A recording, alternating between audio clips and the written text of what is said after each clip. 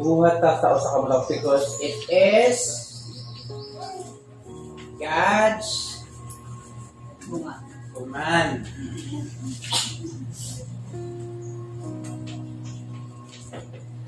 Tungod sugo na sa Dios na kinahanglan jud ta mo duty.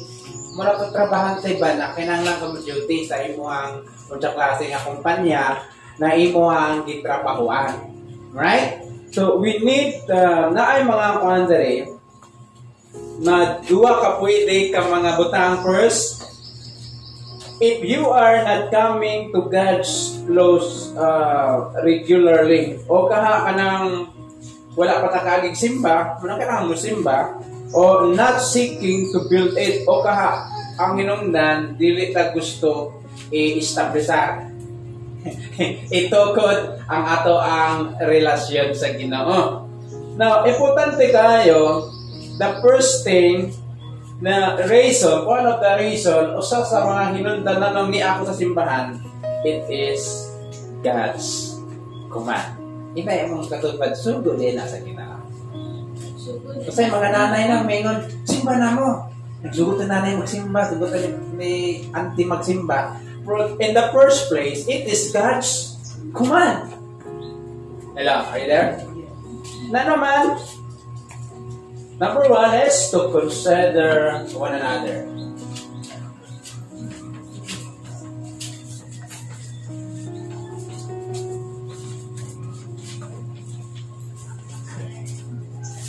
Ano sa ang considered one another? Sa Bisaya na.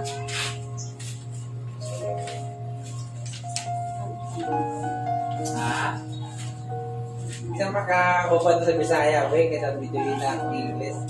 Considered one another.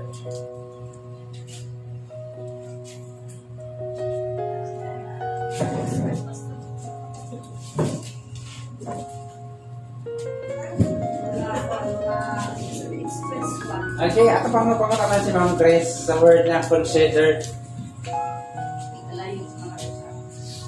Para consider one another. Ang ay pagtagad.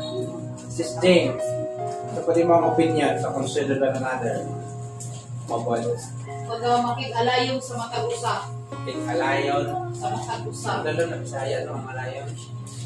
At pinakasayang pag na Bisaya na. Sabto ni mo ba? Makiuyon. Uyon, okay? One of the reason for the first place is God's command. For the purpose is considered one another. Dili na mo tanan-tanan tay mga ang upang kasara may trabaho, di ba? Na kay busy kasi mong panimalay. Na only Sunday magkita-kita ta. Na usayang simpare, hindi pa tumakuan ka na mga schedule. Then, only Sunday, di na ito makitaan ang ato ang mga kaiksunan. Is God's command to meet together, to consider one another, to provoke one another. Ano to provoke? Pasokon?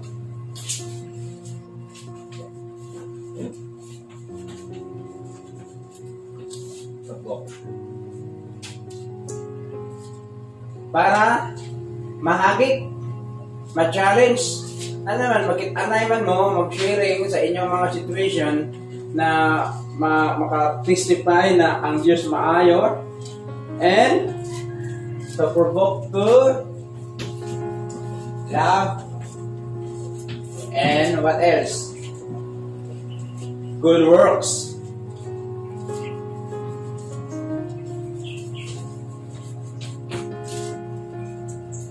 Isa sa mga purpose tungkol kay sugod sa Ginoo para ma-challenge ta, mahagit ta na sa pagkigugma sa matag-usa. Nano kung dili mo kayo makita o ma-communicate ang isa ka tao, murag kung hinay-hinaylas ay ang inyong ang pagtagad, no? Pwede nang mag-asawa, di na ma-communicate, mag-suon.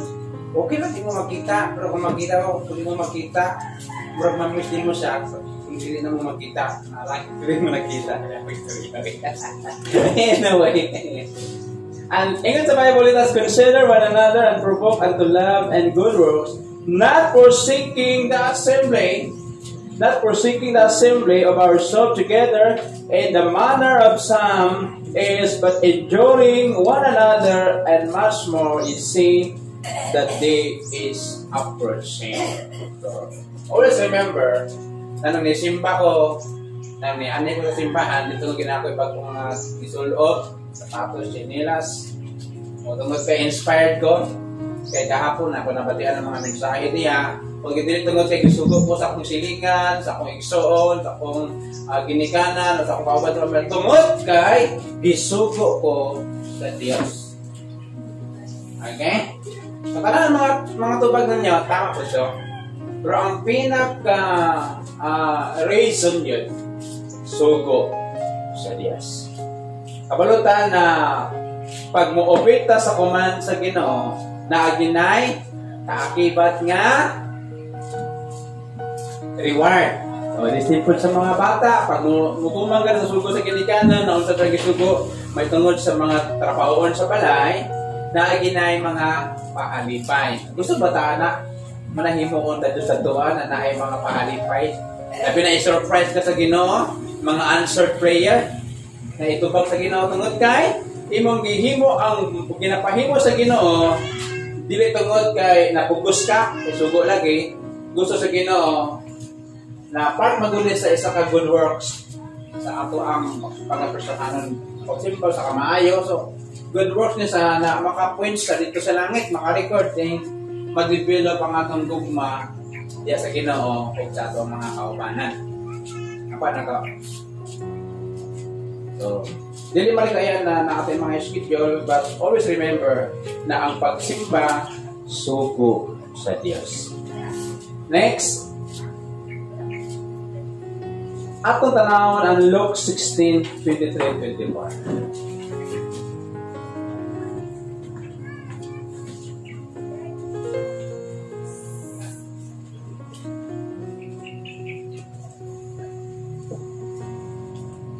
Lucas 16:23-24.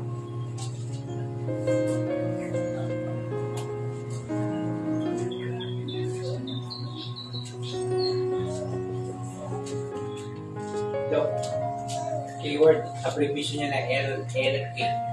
Means Lucas. Family Lucas. Dali dito sa mga sabihin. 23-24. Sige, basa na yan. May kapono.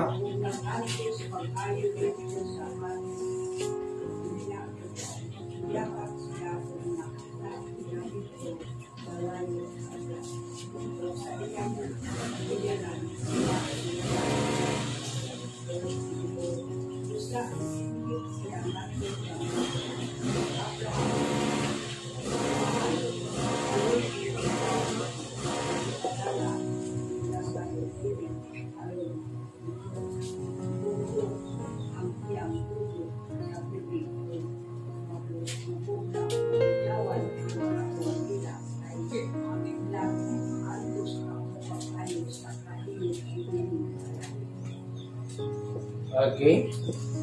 And the second reason why we come to church is to rescue people from hell. Only in the church matuduan ta how to share our faith. Only in the church, di ba sa eskwelahan nga tuduan ta paano magsulat, paano magbasa. Then after that, kung na nakaitrabaho, bro na ka magsulat, kabro na ka magbasa. So mostly ginasugod sa panimalay. Advice panimalay. But it is in the church, dirita tudloan, gina-equip, ginagiyahan na magpatuntag compassion sa mga tao na wala pa diya sa Ginoo. Mayon ta, palag may pero na sila. Bagay wa ko sila hambag sa pagkinabuhi. Ilo, sayang mga tayo man ano labi nato mga unbelievers na wala nalipay sa atua. But as a Christian, ang gusto sa Ginoo magbatun ta og love, compassion. Good na sayod ta only in the church itudloan ta sa two destination or eternity destination of a person, first in heaven, second in hell. So there is a church na ginatudlo ang langit o ang impyerno. That's why, and coming to church, diri nato na ma-cultivate, ma-ignite, na kinahanglan din nato ipaambit ang kaluwasan na libre lang gihatag sa tuwa. To rescue people from hell. And in hell, he lift up his eyes and being tormented. I am tormented in this flame. Kani sa usan sa kakuan sa the rich man, di ba? Nandato kayo siya while si Lazaro ibig kayo. Yun. Kailangan ng hero iya ang kaluwasan, gindig kayo. Pareho sila namatay. Pareho gilubong. Although ang dato, nindot kayo gilungon, 1 million. Natanan niya mga bulawan, sa mga Old Testament manggod, nakaraang mga tao, ginaapi lang ilang mga precious na mga belongings, gold, necklace, di ba nakakitawag ito ng thumb rubbers, na ginaapihan nila, while ang kiling sila sa ron, sa kanyang madala, kato yan sa nina na, wala ba? Di ba? But in the Bible, in hell, he lift up his eyes. It means nihangat siya. Kaya sa wala pa namatay si Kristo, ang hell and gitawag na ito na Abraham bosom or paradise na kasilalong tayo ta. Lift up his eyes, naigap between them. But in the moment na namatay si Jesus, na banhaw katong naa sa paradise, it bring niya in heaven according sa the book of Ephesians and the book of 1 Peter. Now, ingon niya, I am tormented in the flame. Wala pa ito na-imagine puhod ang atong mga mata kinabuhi na until now, wala pa da sa Ginoo. Ikaw, yahay ka, ilisan sa Ginoo imong lawas, sa lawas sa dili madunot, a glorified body, na murag kahining-hining na kristal, like the body of the angel, and according to the Bible in 1 John, we are like to be like Jesus. So unsa man si Jesus namatay, 33 and 1.5 years. So ingon ana, ilisan nimong lawas bisan pag 90 ka nawala sa kalibutan, pag abot sa mga panahon mo balik sa 30 ka pin ng imong lawas. Ika ganan na. How about ang pamilya na wala pa diha sa Ginoo? How about our family na until now na wala pa nangalagad diha sa Ginoo? That's why only in the church ato ang masabtan na ang katawhan na wala relasyon kay Ginoong Jesucristo. Sigurado yun ang ilang destination is in hell. Ingon sa scripture, I am tormented in this flame. Not only that, dili lang karayo na apay dili mamatay nga ulod, di ba? In Mark chapter 8, pero ka terrible, pagpaak sa ulod na mahulog, bumalik na po sa ilisan man sa tunod na fit sa among situation. That's why we need to go to the church. First reason is to rescue people. Because there is a church lang mapukaw, masabta nato, na kinanglanday nato, i-pray ang atong mga malsig. Bisan pag akin sa imuha karon na ginahabuhat, at pangalagat, kinanglan nato na i-reach out sila. Para pag-abot sa langit, hindi lang ikaw ang malipayon, makita ko ta. And last is in Deuteronomy, in chapter 6, verse 4 to 9. Deuteronomy. In chapter 6.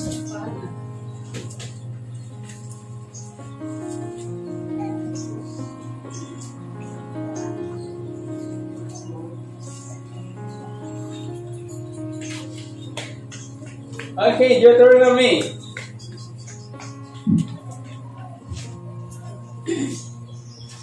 Deuteronomy chapter 6, verse 4 down to 49. 9. 9. Hinumdumi katawhan sa Israel, ang Ginoo ug ang Ginoo lamang maoy atong Dios. Higugma ang Ginoo nga inyong Dios o sa tibuok ninyong kasing-kasing kalag ug puso. Ayaw ninyo kalimti kining mga balaod nga gihatag ko kaninyo karon.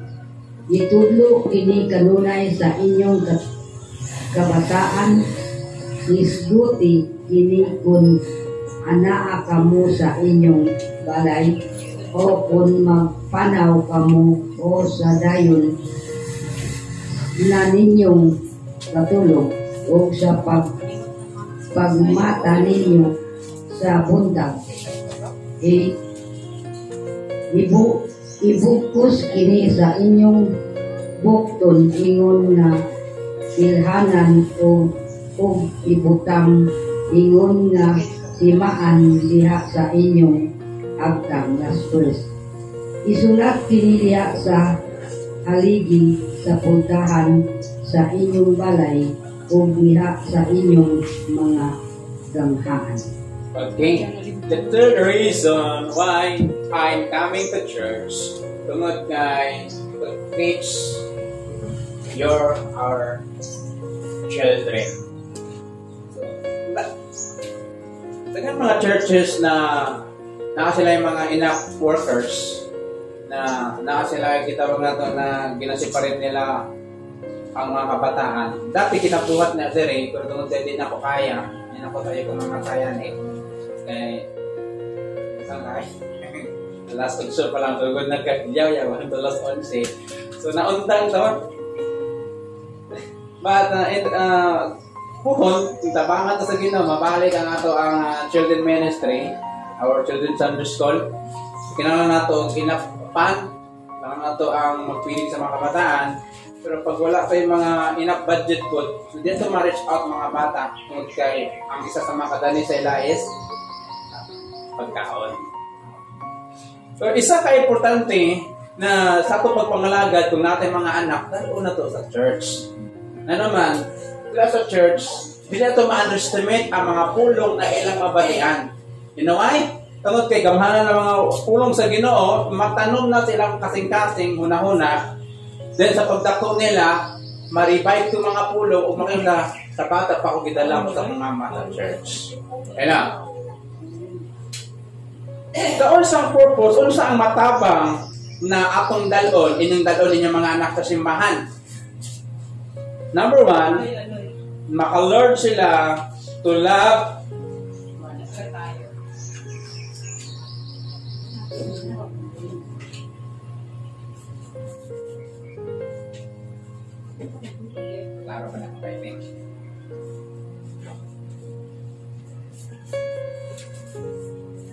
in order to teach them to love God's house. Aron tudloan sila na palanggaon nila sama sila pagpalangga sa ilang balay. Kung sa balay nila dili na sila masugo, manilhig, mangbugas, kung sa padiya pag-abot sa balay mo mangyap sa simbahan, mo na. Mali ko matingala na nang pag-abot sa church, kung sa'y makita na ako nila, inanag na sa balay. Hello? So, importante kayo sa church na dalawa na ito na matabangan sila na kasi mangyapon na ang simbahan o kay mong balay, kung lahat niyo ang balay niyo, papot simbahan, mangyapon na ikaduwang balay. To love God's house. Aron makita nila, uy, walay mandiligri, ako na lang. Para pagdako nila, iyan na madala ang maong ang butang. Next is to love God's people.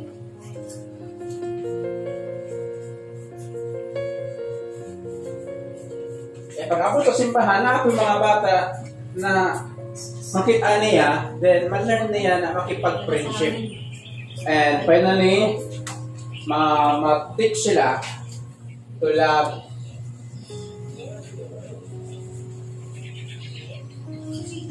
God's work. At kung mahitabo na sa, dili na mutaas ang liog o ang ugat sa alagad sa Ginoo na kailangan pa ulit rin siligi na. Biling na sila, di ba? Kung pasagdal mo nimo, so may stress po na makita nimo na ang uban nagkakuan na halos magawas ng siponog pa nila mga isa dito sa gilid. Ang cellphone lang to, wala problema na sa. Pero muna ang isa ka purpose is to teach your children First, na maka-learn sila to love God's house. Hello. Para kung dako nila, naa sila passion, gugma sa buluhaton o sa building o sa simbahan, na naa sila yung mga talent, tapos nila i-share. Uy, butangan to dik mga decoration gali, oh. Kaya para mong pag may atong church, di ba? Mga sa ang gusto niyang himoon. Next is, to love God's people. Ang mga kapareho niya bata o ang mga adult sa simbahan, ma-learn niya, mahigugma din. Pag abot sa gawas, kasi po niya basing unbelievers, kaya niya pakisamahan. Kaya mag-start na sa church. And next, to love God's work. So, kung bata pa lang magpagamit, mahanas, masanay, kung saan yung talent, makultivate o mapanjot, mag-train, kapag padako niya, magpagamit yun na siya. Hello. Sabi sa usahay, maulo pa, hindi na matagtubangan, sa pinakakilid dyan, so at least, nagpagamit. That's why, i-encourage din yung mga anak, na pagpagamit, labi na akong kabalo ka na mauna yung talent. Hello. Sa yung mga anak rin na kabalo mo kanta. Kita na anay mga pangidaron, ato nang ipos mga bata, ikaw mag-back up. Para pag-abot sa panahon na makuhaan sila, mag-train, hindi na lisod ang pag-encourage na magpagamit. Hello, okay na po diya. Sa mga dreams o mga prayer na ako, na mabot ang panahon na mag-preach na lang ko. I am praying one day na naanay mag-gitara, na mag-plan, na mag-songwriter. Another, makapupos ko, kaya ko ng kusinero then, di kakapukos na naman na kaya dito yung lagunon, na kung kayo sinigol dito. So, siya may tapos yung niluto, mapain. O, di na maatiman ang lasa. This is sa preaching. Sige lang pupusan siya. Kaya it is the word of God. Sagrado niya pulong sa Ginoo. Dili na ako ni pulong. Dili po ni pulong sa kinsaman niya. It is the word of God. The same sa pagluto sa balay. Kung sa mga focus, dili mabantayan ang lasa. The same sa pag-serve sa Ginoo one day. Kaya inyong mga anak, encourage. Kung dili man kaya na pagkakuan na. Musukol dyan, dili nyo patuon. So at least, wala ka nagkulang sa pag-remind sa ilaha. Okay? Panato, kung saan pinakaunang rason nanong ni Ata karon? Kay isugo na sa Ginoo. Pag may sugo, natural na anay reward. Di po ka nag-reward, hindi ka masugo. Kasi sa mga bata diha, nakasugoon, mas kusog pang yaw-yaw. Bundap sa tiil, lampos sa mga unta ilampos diha. Nangapagaw na tao ng ginikanan sinugo, wajud kapati. Na naman, pusog tayo yung mga laptop, mga cellphone diha. Oh, abot sa panap, abot sa laing balay. Hindi ka taga-grasya sa iyong malayunan. Kaya sa palay, natanay man ka. So, ikadua, to rescue people. Ma-learn ka na dira sa ato pagpangalagad, kinahanglan po nato iambit ang kaluwasan. In the church, mapatian nato ang pinakakahaladlukan nga lugar, pining impyerno. No turning back. Kung gusto pa lang mo, papalikod pa lang ni Abraham katong dato, hindi na pwede. Kaya pag mamatay na, Hebrews 10:27, it is appointed unto man once to die, and after this, the judgment. Hindi na ka pwede mabalik. So that's why in the church alone, matudloan ta na kinahanglan po nato i-share. I-pray nato ang mga tao at ang pamilya na wala pa sa Ginoo. And finally, para matudloan ang inyong mga anak. How about kung ang bata lang nagsimba? Wala, mostly karon nato sitwasyon, no? Ang nanay at tatay nasa balay. Ang bata nagsimba kay naasay friend ko nang dala sa iya dito ta simba kay na ay merinda dito. Na ay dula-dula dito, drawing dito. Pero mostly ginagusto sa Ginoo according sa Deuteronomy, ang ginikanan jud dapat ang mag-open. Di ba? Ingon dira, ibutang sa inyong mga haligi ang word of God, ibutang sa inyong ipaniktay pa, ipakurintas pa. Hello, katong mga balay pa na abay mga word of God dito. O katong anduay dito na kalendar na sexy kayo. Hello, dapat ay mga word of God at mga dingding according sa kuman sa mga nanay tatay sa Deuteronomy chapter 6. Ako nakabuhatan na. Butang na verse. From time to time, makita mo, ma-remind ka, sa mga bata, basta-basta nila, ma-memorize nila. Importante kayo na para mudako ang imong gugma na moadto sa simbahan. Okay na tayo pangutana?